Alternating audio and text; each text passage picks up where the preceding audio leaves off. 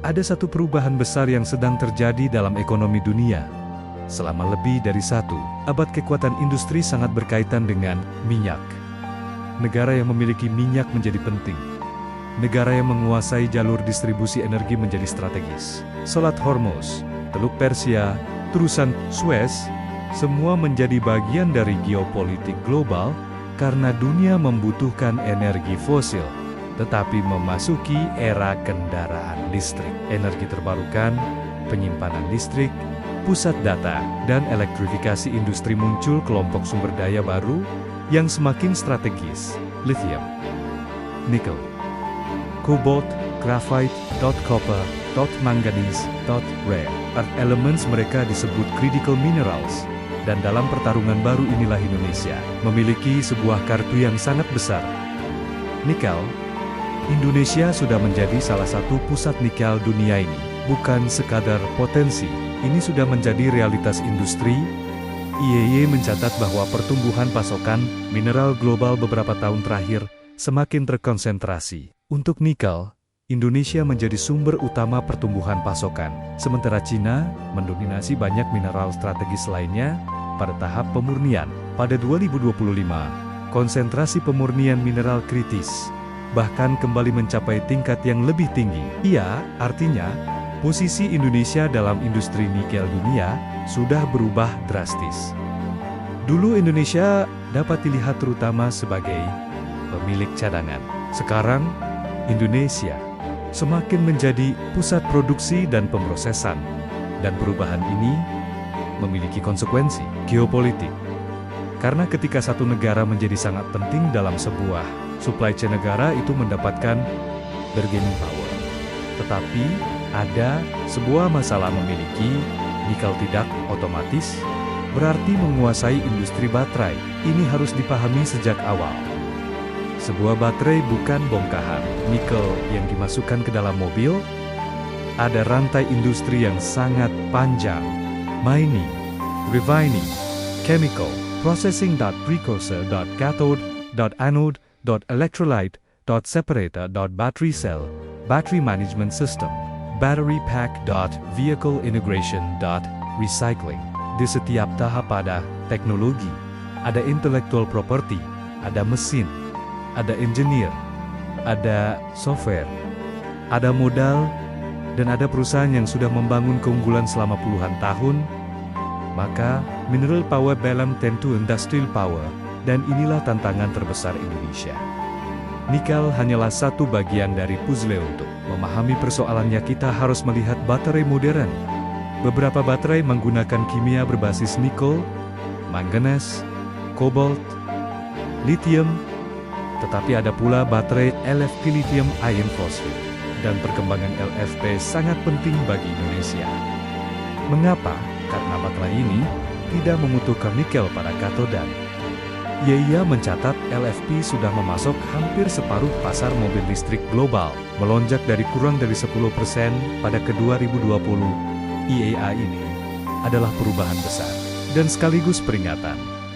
Jangan menganggap dunia akan selalu membutuhkan nikel dengan cara yang sama hari ini. Nickel-based battery sangat penting, tetapi teknologi tidak pernah diam.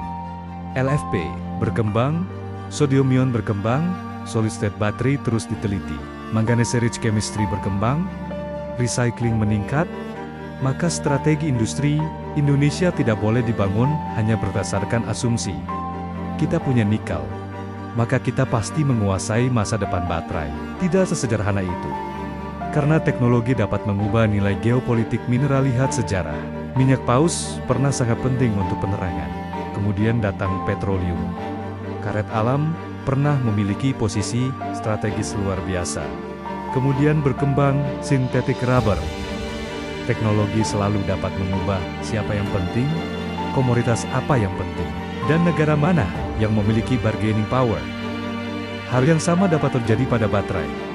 Jadi apa yang harus dilakukan Indonesia? Jawabannya bukan mempertahankan ketergantungan dunia terhadap nikel. Itu hampir mustahil.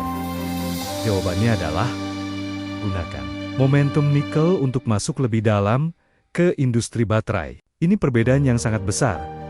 Indonesia tidak boleh hanya menjadi Nickel Country Indonesia harus berusaha menjadi battery industrial hub, dan untuk itu, kita membutuhkan lithium. Disinilah geopolitiknya mulai menarik. Indonesia memiliki nikel dalam skala sangat besar, tetapi Indonesia bukan pusat utama produksi lithium dunia. Sementara lithium merupakan input penting bagi hampir seluruh keluarga utama baterai lithium-ion. Mau NMC? Butuh lithium?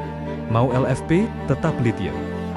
Artinya jika Indonesia ingin membangun industri baterai yang lebih lengkap, kita membutuhkan akses yang stabil terhadap lithium. Tetapi ada perbedaan besar antara memiliki dan menguasai akses. Indonesia tidak harus memiliki seluruh tambang lithium di dalam negeri. Ini salah satu prinsip paling penting dalam geopolitik supply chain. Jepang tidak memiliki seluruh sumber daya yang dibutuhkan industrinya. Korea Selatan juga tidak. Singapura bahkan hampir tidak memiliki mineral strategis besar. Tetapi negara dapat membangun kekuatan melalui contracts.investment.technology.logistics.processing.offtake, agreements.strategic partnerships.ardinya. Yang dibutuhkan Indonesia bukan selalu resource ownership, tetapi resource access. Disinilah Lithium Alliance menjadi menarik. Lihat peta dunia. Australia, Chili, Argentina, dan beberapa produsen lain memiliki posisi penting dalam rantai lithium global. Indonesia memiliki posisi kuat dalam nikel. Maka daripada memandang negara-negara tersebut sebagai kompetitor Indonesia, dapat melihatnya sebagai complementary partners. Mereka memiliki sesuatu yang kita butuhkan. Kita memiliki sesuatu yang mereka butuhkan. Dari sinilah Industrial Alliance dapat dibangun. Australia adalah pasangan yang paling logis. Lihat geografisnya. Australia tepat di selatan Indonesia. Australia memiliki sumber daya mineral yang sangat besar dan merupakan salah satu pusat penting lithium dunia. Indonesia memiliki nikel dalam skala besar. Australia memiliki mining capability, engineering, capital, mineral resources. Indonesia memiliki nickel ecosystem, large workforce, industrial parks, ocean market, posisi strategis di antara Samudra Hindia dan Pasifik. Maka secara teori hubungan keduanya dapat berkembang jauh melampaui Indonesia. Menjual barang ke Australia, Australia menjual barang ke Indonesia. Bayangkan sebuah Australia-Indonesia, baterai ke Edor Lithium Australia, masuk ke jaringan pemrosesan regional. Bertemu nikel Indonesia, diproses menjadi baterai materials, masuk ke cathode production, cell manufacturing, battery pack, electric vehicle, energy storage, ASEAN market, global export. Jika ekosistem seperti ini berkembang, Australia tidak hanya menjual mineral, Indonesia tidak hanya menjual mineral. Keduanya naik ke value chain yang lebih tinggi. Dan inilah yang disebut strategic complementarity. Indonesia tidak harus mengalahkan Australia. Australia tidak harus mengalahkan Indonesia. Karena keduanya memiliki keunggulan berbeda. Dalam dunia supply chain modern, kekuatan justru sering dibangun melalui networks. IEA juga menilai kolaborasi lintas negara penting untuk diversifikasi mineral. Kritis menghubungkan negara kaya sumber daya dengan negara yang memiliki kemampuan pemurnian, manufaktur, teknologi, dan pasar melalui investasi bersama, kontrak offtake, serta mekanisme pembagian risiko. IEA jadi konsep aliansi mineral, bukan sekadar teori geopolitik. Ia menjadi kebutuhan industri, karena dunia sedang mencari supply chain alternatif. Masalah terbesar industri mineral kritis saat ini bukan selalu kekurangan mineral. Masalahnya adalah concentration. Terlalu banyak produksi atau pemrosesan berada di sejumlah kecil negara. IEA mencatat China tetap menjadi pemain dominan pada pemurnian banyak mineral energi, sementara Indonesia semakin dominan pada nikel. IEA secara ekonomi konsentrasi dapat efisien, tetapi secara geopolitik konsentrasi menciptakan risiko. Bayangkan, jika satu negara menguasai sebagian besar supply chain, kemudian terjadi perang, sanksi, ekspor, restriction, bencana alam, konflik diplomatik, atau gangguan pelabuhan. Apa yang terjadi? pabrik di negara lain dapat berhenti, harga melonjak, produksi kendaraan terganggu, energi storage terganggu, industri elektronik terganggu. Inilah mengapa critical mineral sekarang tidak lagi hanya menjadi persoalan tambang, ya, menjadi national security issue. Dan risiko itu bukan lagi. Theo Eria mencatat jumlah mineral yang terkena pembatasan ekspor Cina meningkat sejak ke 2023. Pada 2025, pembatasan ekspor rare earth tertentu berdampak sampai ke industri hilir, termasuk sektor otomotif. Pada Oktober tahun 2025, China juga mengumumkan kontrol terhadap sejumlah choke point dalam supply chain baterai dan teknologi manufakturnya. Artinya, perdagangan mineral kritis semakin dipengaruhi geopolitik. Amerika melihat masalah ini, Eropa melihatnya, Jepang melihatnya, Korea Selatan melihatnya, India melihatnya, Australia melihatnya. Semua memiliki pertanyaan yang sama. Bagaimana membangun supply chain yang tidak dapat dihentikan oleh satu negara? Dan pertanyaan tersebut membuka peluang luar biasa bagi Indonesia. Karena Indonesia dapat menjadi bagian dari jawabannya. Indonesia memiliki mineral, geografi, pasar, tenaga kerja, industrial base, akses ke ASEAN, hubungan dengan China, hubungan dengan Amerika, hubungan dengan Jepang, Korea Selatan, Australia, India, Eropa, dan Indonesia tidak memiliki kewajiban menjadi bagian eksklusif dari satu blok militer. Itu memberikan kita sebuah keunggulan strategic flexibility. Bayangkan, Indonesia menjadi neutral battery. Bukan netral berarti pasif, tetapi terbuka kepada banyak mitra. Lithium dari Australia, nikel Indonesia, teknologi Korea Selatan, manufacturing equipment dari Jepang, investasi China, pasar Amerika, pasar Eropa, permintaan India, ASEAN sebagai production base, semua bertemu di Indonesia. Jika berhasil, posisi Indonesia berubah.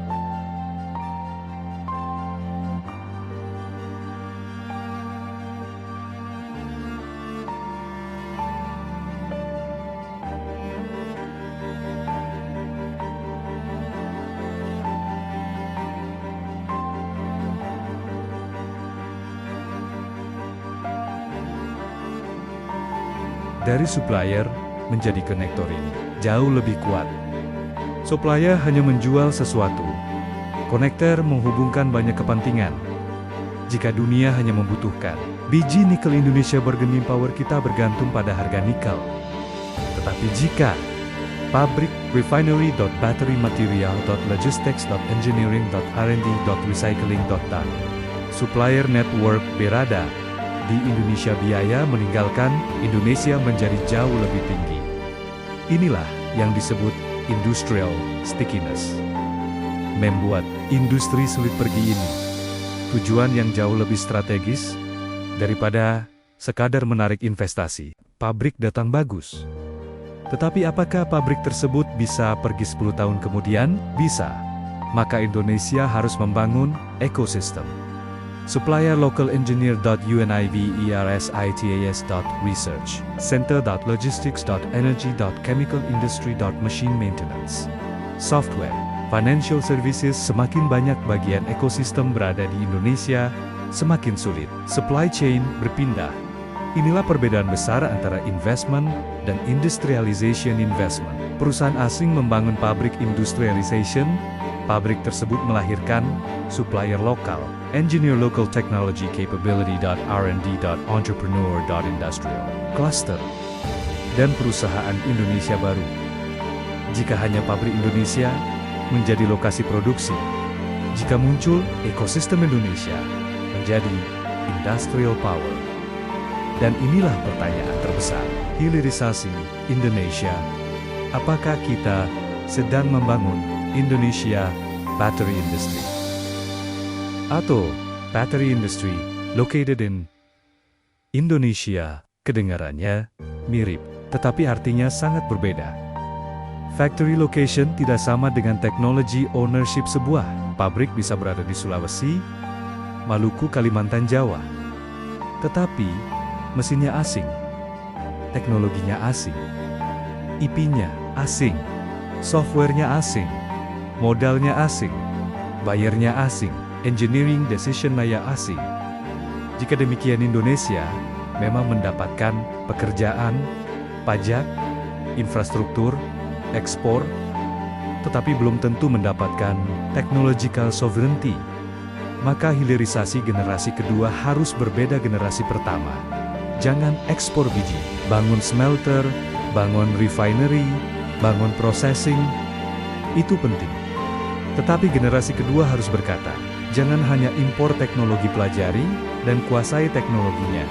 Engineer Indonesia harus naik, supplier Indonesia harus naik, Universitas Indonesia harus masuk, research center harus berkembang, perusahaan lokal harus masuk supply chain. Setiap investasi harus meninggalkan knowledge. Bayangkan, investasi berlangsung selama 20 tahun. Pertanyaan suksesnya bukan hanya berapa miliar dolar masuk, berapa ton produksi, berapa nilai ekspor, tetapi berapa engineer Indonesia yang terbentuk, berapa patent, berapa supplier nasional, berapa teknologi yang bisa kita operasikan sendiri, berapa perusahaan Indonesia yang lahir. Jika jawabannya sedikit, maka kita belum sepenuhnya melakukan transformasi industri. Karena mineral akan habis tetapi knowledge tidak harus habis. Inilah prinsip yang seharusnya berada di pusat hilirisasi.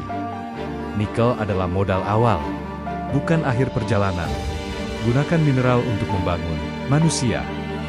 Gunakan mineral untuk membeli teknologi. Gunakan mineral untuk membangun industri. Gunakan mineral untuk menciptakan R&D. Dan ada alasan lain mengapa Indonesia harus bergerak cepat. Lithium diperkirakan menjadi salah satu mineral dengan pertumbuhan permintaan paling cepat. IEA 2026 memperkirakan permintaan lithium dapat meningkat lebih dari 3 kali lipat hingga 2040 dalam skenario kebijakan yang berlaku. Sementara permintaan nikel juga tetap tumbuh kuat. Artinya, meskipun teknologi baterai berubah, lithium tetap sangat strategis, maka akses Indonesia terhadap lithium global harus dipikirkan. Sekarang, bukan ketika kita sudah membangun seluruh pabrik, tetapi kekurangan feedstock.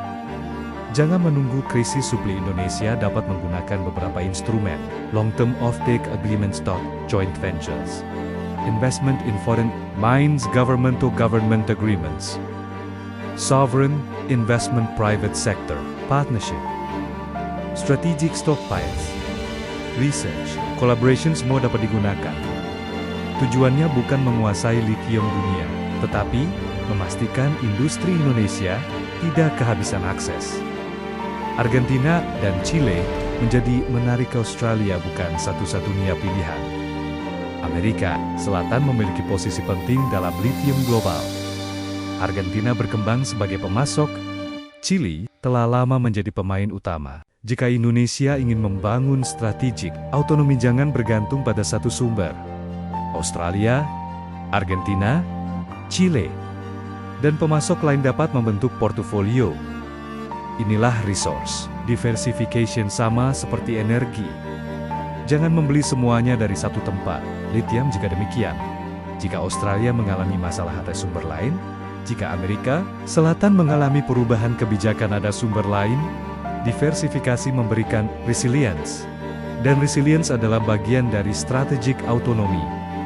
India juga bisa masuk ke dalam persamaan. India memiliki pasar raksasa, ambisi EV, ambisi manufacturing, dan kebutuhan besar terhadap critical minerals.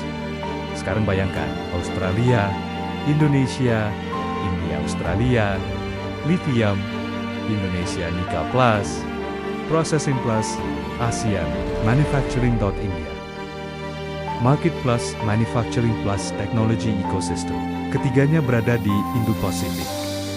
Ketiganya memiliki hubungan dengan Barat. Ketiganya juga memiliki hubungan ekonomi dengan China.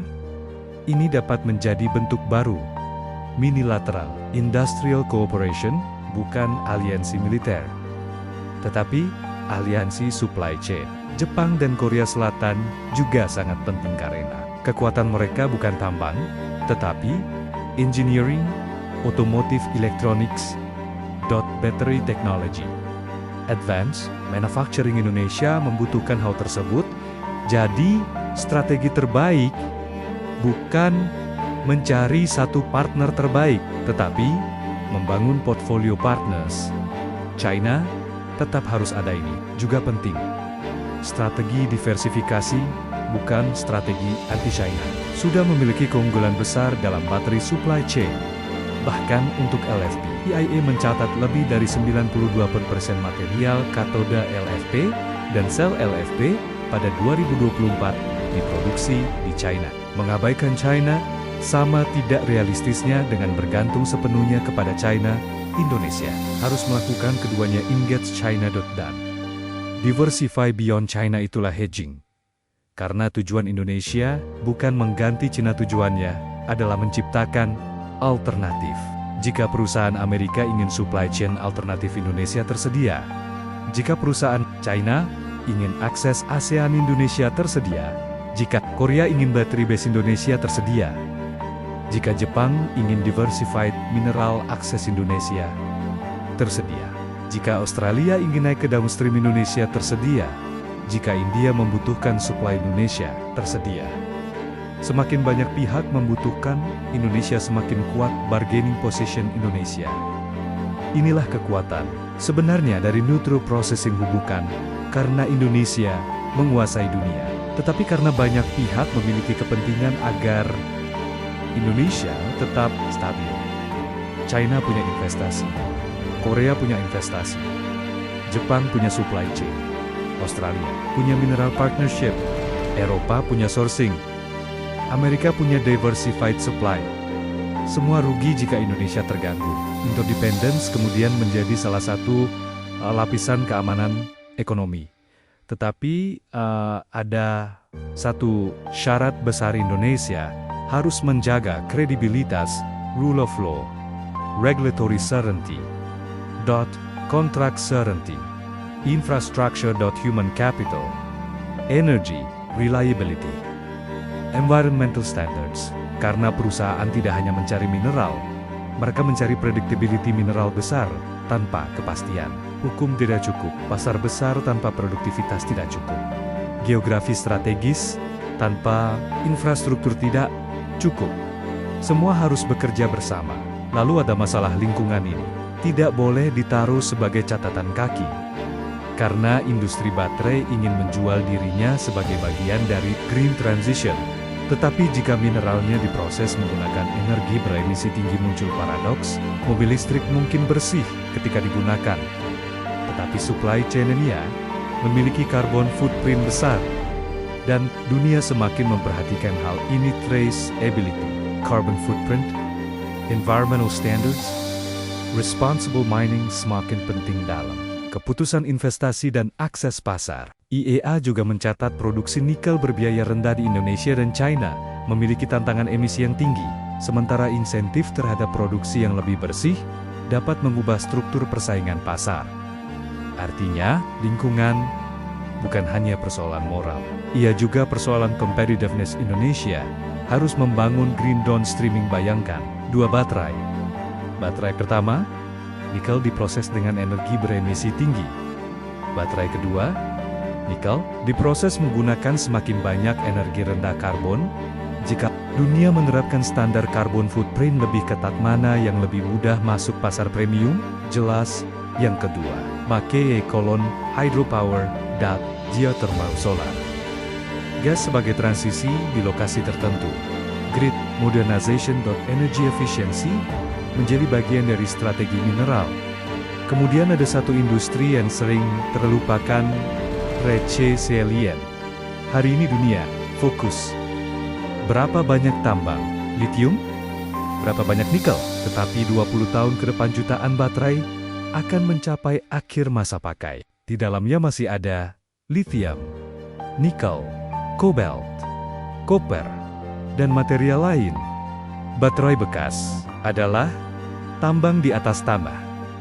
IEA memperkirakan recycling dapat mengurangi kebutuhan tambang baru dalam proyeksi jangka panjangnya. Peningkatan recycling dapat menekan kebutuhan terhadap pasokan tambang baru secara signifikan. Untuk litium, kebutuhan pertambangan primer pada 2050 dapat berkurang lebih dari 20% dalam skenario kebijakan saat ini. Material hasil recycling juga rata-rata memiliki emisi gas rumah kaca jauh lebih rendah dibandingkan produksi primer.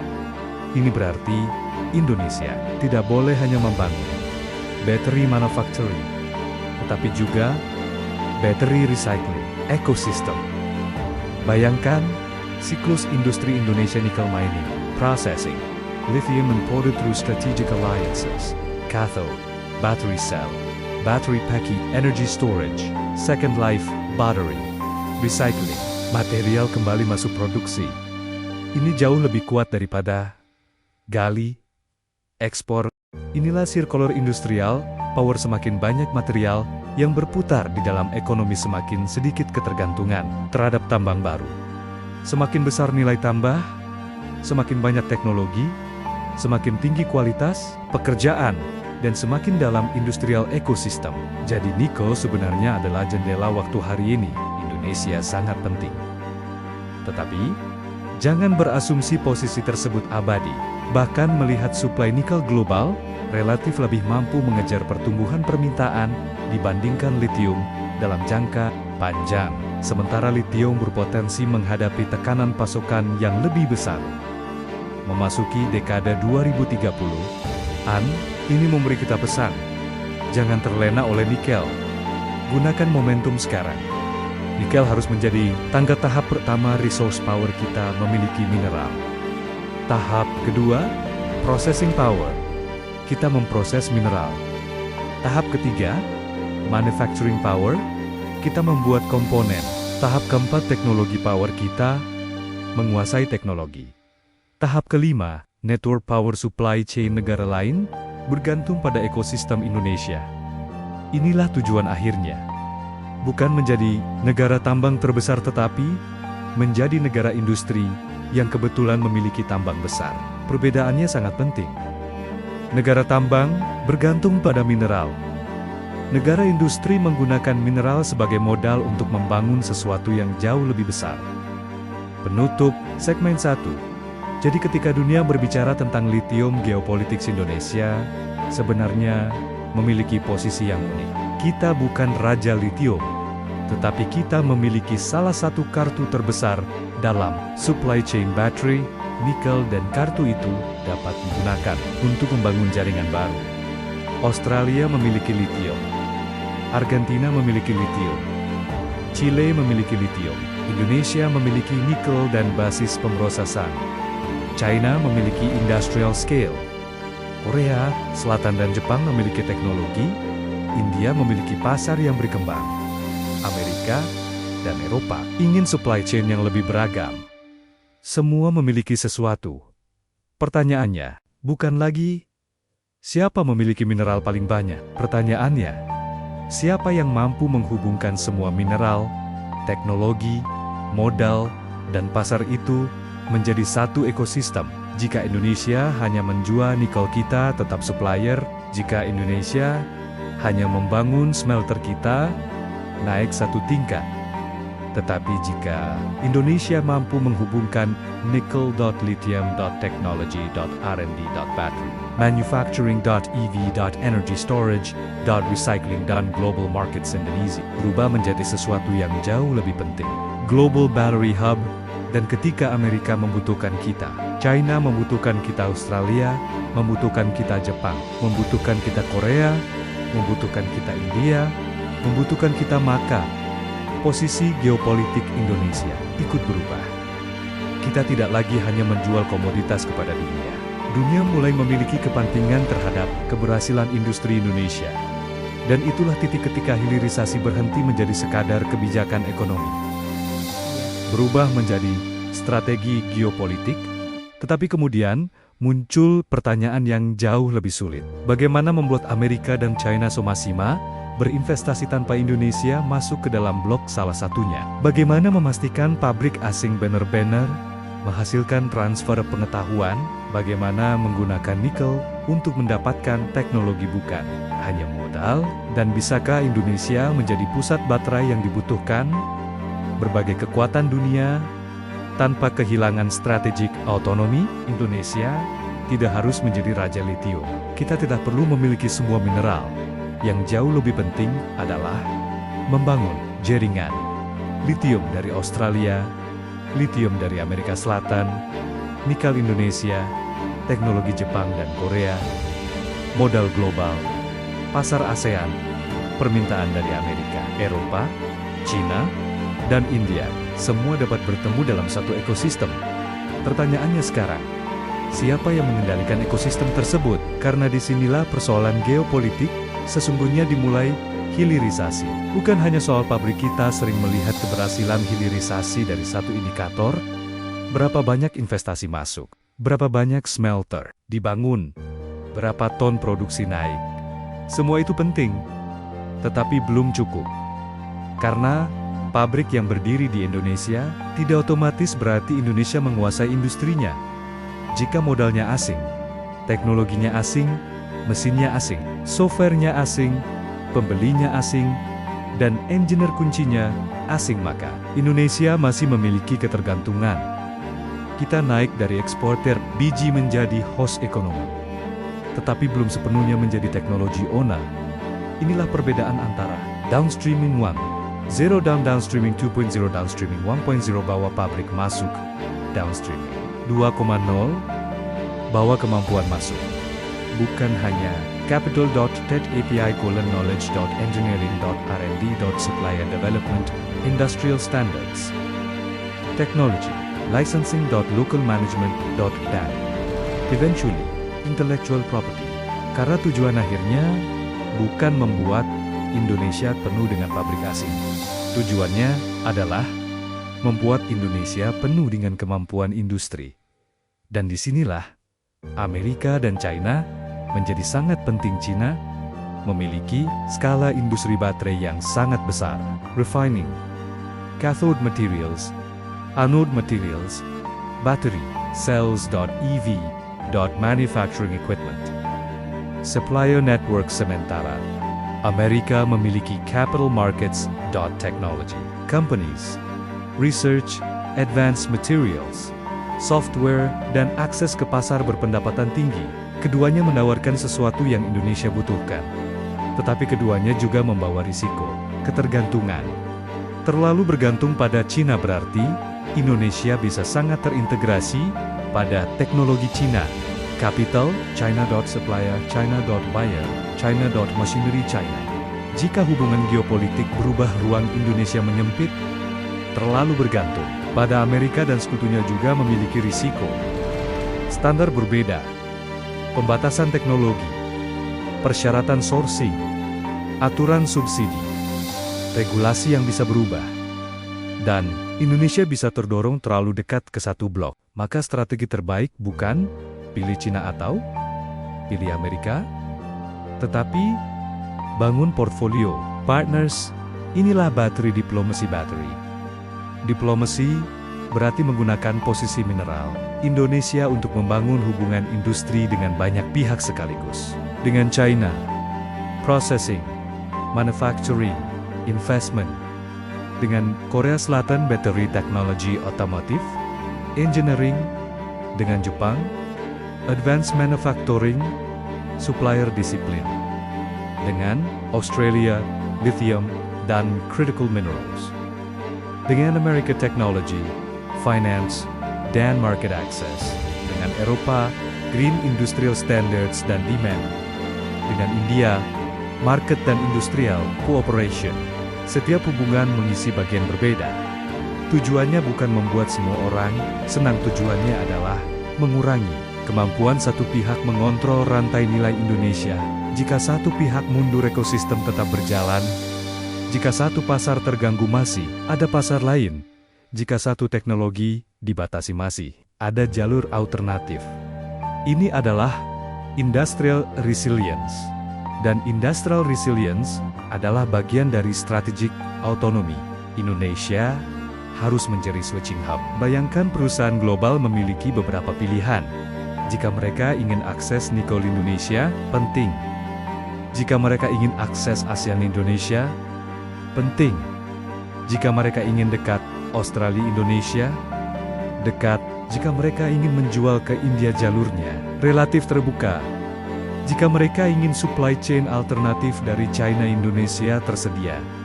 Jika perusahaan China ingin regional, base Indonesia juga tersedia. Artinya, Indonesia menjadi switching tempat berbagai supply chain bisa bertemu dan dialihkan. Itu jauh lebih kuat daripada sekadar menjadi supplier. Tetapi, untuk menjadi Indonesia harus netral secara industri netral. Bukan berarti tidak punya posisi. Tetapi, Indonesia tidak boleh membuat ekosistem baterainya hanya kompatibel dengan satu blok. Misalnya, standard, software, equipment, financing, supplier, semuanya hanya dari satu negara. Jika begitu kita terjebak.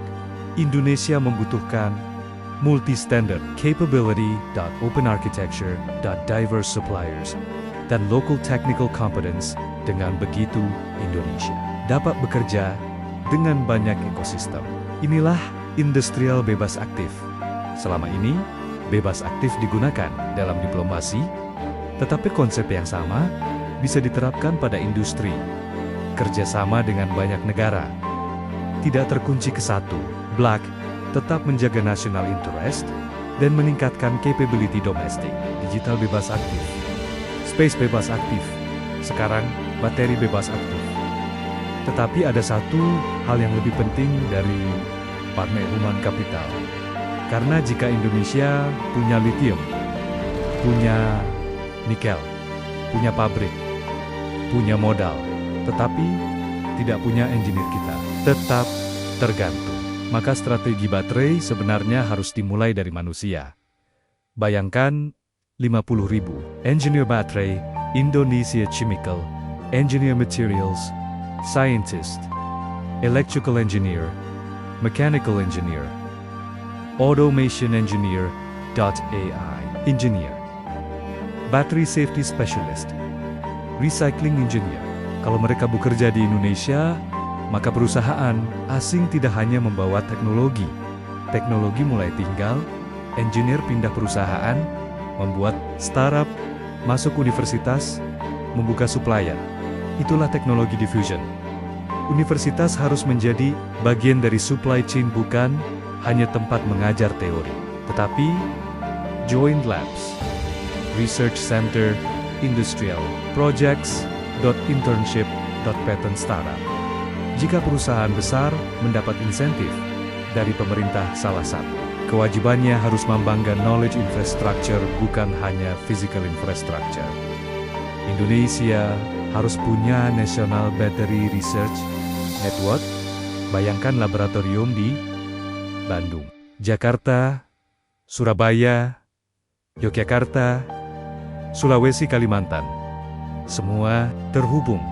Riset, battery chemistry materials, recycling, thermal management, BMS, safety, solid, state, sodium, ion. Tujuannya, jangan hanya mengikuti teknologi yang ada. Mulai ikut membangun teknologi berikutnya, karena risiko terbesar Indonesia adalah teknologi. Berubah hari ini kita kuat di nickel based battery. Besok LFP naik. Lusa sodium ion, kemudian solid state. Jika Indonesia hanya kuat pada satu material average, kita bisa menyusul. Tetapi jika Indonesia kuat pada engineering, material science, manufacturing, recycling, maka teknologi berubah, kita ikut berubah. Inilah alasan mengapa recycling sangat strategis. Recycling bukan hanya isu lingkungan. Ia adalah mineral security. Semakin banyak lithium dan nikel dapat diambil kembali dari baterai lama, semakin kecil ketergantungan pada tambang baru. Dan ketika supply chain terganggu, recycling memberikan buffer. Indonesia harus masuk sejak awal.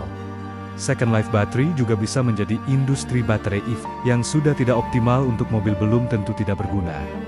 Baterai itu dapat digunakan untuk energy storage. microgrid.backuppower.industrial storage. Kemudian setelah habis masuk recycling, ini menciptakan full life battery. Ekonomi bukan hanya produksi, tetapi seluruh siklus hidup. Dan disinilah Indonesia bisa menjadi lebih kuat daripada sekadar mining hub, bergantung pada tanah. Battery hub bergantung pada knowledge.logistics.technology, market.supplier.recycling. Jika semuanya ada, maka bahkan ketika tambang menurun, industri tetap bisa hidup. Ini adalah tanda industrial maturity. Lalu ada masalah energi. Battery industry membutuhkan energi besar. Refining.processing.cathode, cell manufacturing, semuanya butuh listrik. Jika listrik mahal, biaya naik. Jika listrik tidak stabil, produksi terganggu. Jika listrik beremisi tinggi, akses ke green market bisa terganggu. Jadi, baterai diplomasi harus terhubung dengan energi diplomasi. Indonesia harus menjual green battery story. Bayangkan perusahaan Eropa berkata, kami butuh baterai, tapi carbon footprint harus rendah. Indonesia menjawab, nikel ada, lithium supply aman, processing ada, dan semakin banyak energi rendah karbon. Jika berhasil, produk Indonesia naik kelas, bukan hanya murah, tetapi kredibel. Green industrial product ini penting untuk Eropa dan juga semakin penting bagi investor global. Traceability, carbon intensity, responsible sourcing, land use, water management, semua semakin diperhatikan.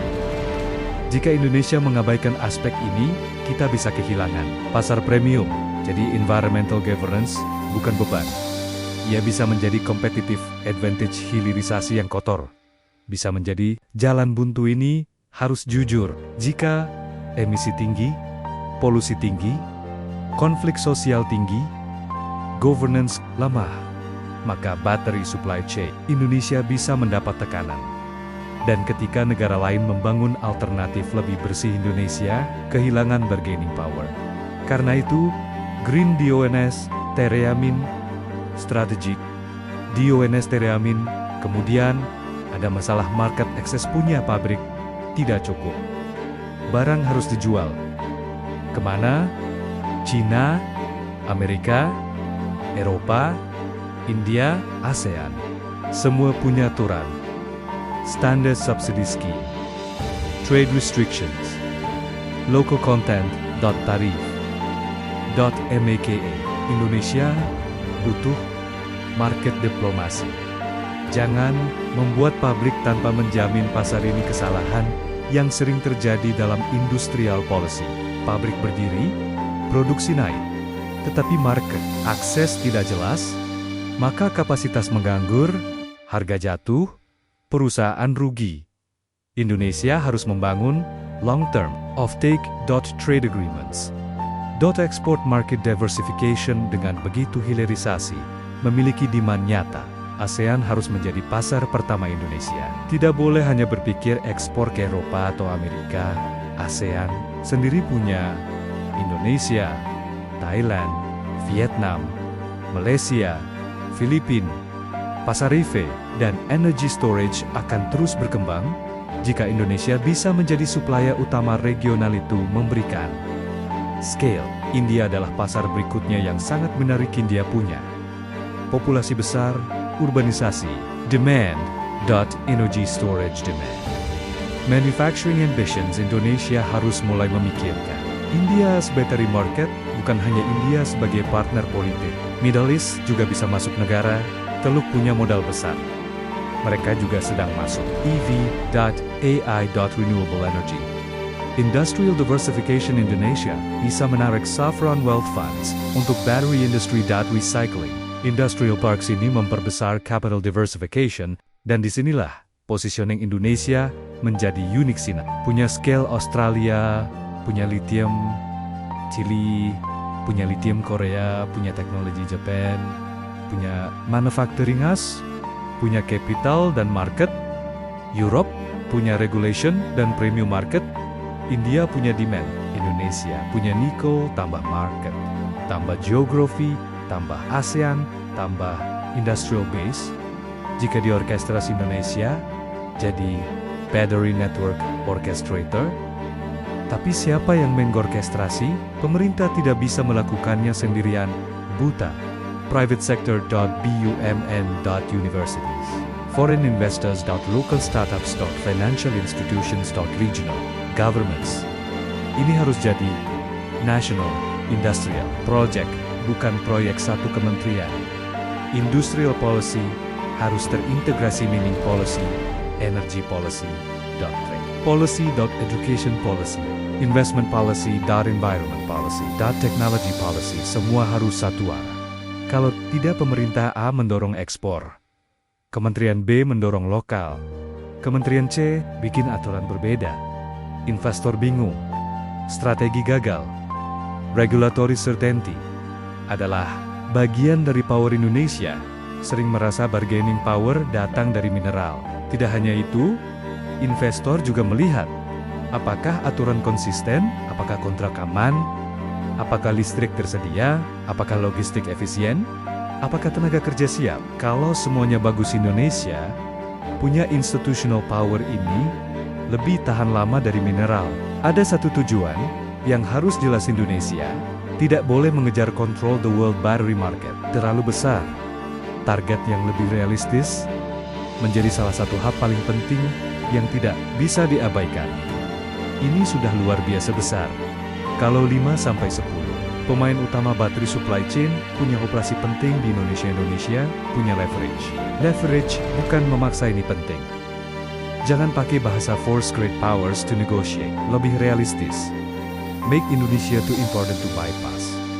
Kalau supply chain global melewati, Indonesia negara besar datang sendiri. Bukan karena dipaksa, karena economics, efficiency, market, teknologi.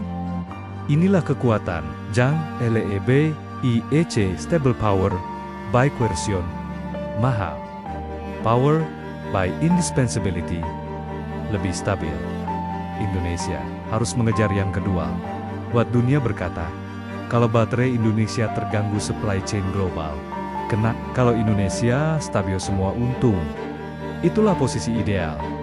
Tetapi ada satu ancaman besar, sosi-nationalism yang berlebihan. Kalau Indonesia terlalu agresif, aturan berubah cepat. Ekspor ditahan tiba-tiba. Investor dipaksa berlebihan. Maka perusahaan bisa mencari alternatif.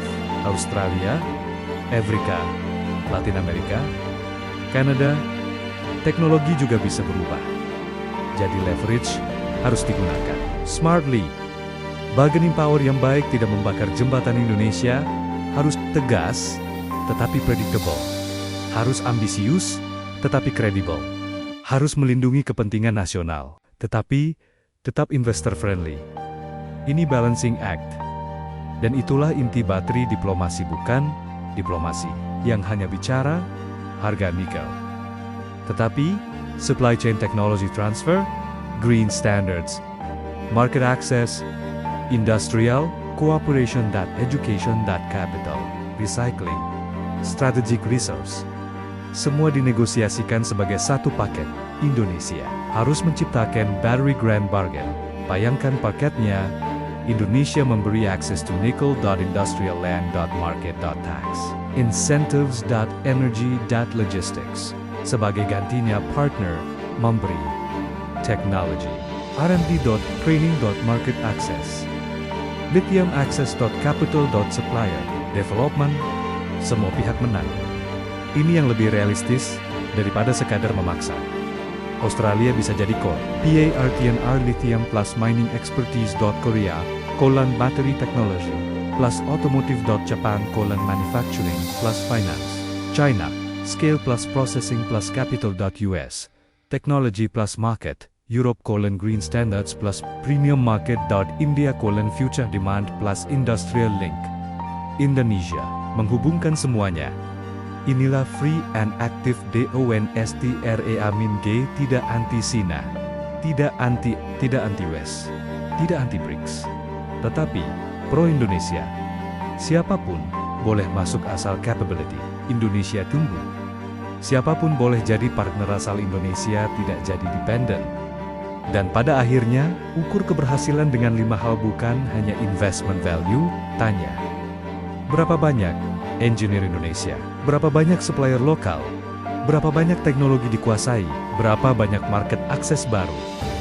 Berapa besar bagian value chain yang tinggal di Indonesia? Kalau 5 ini naik, hilirisasi berhasil.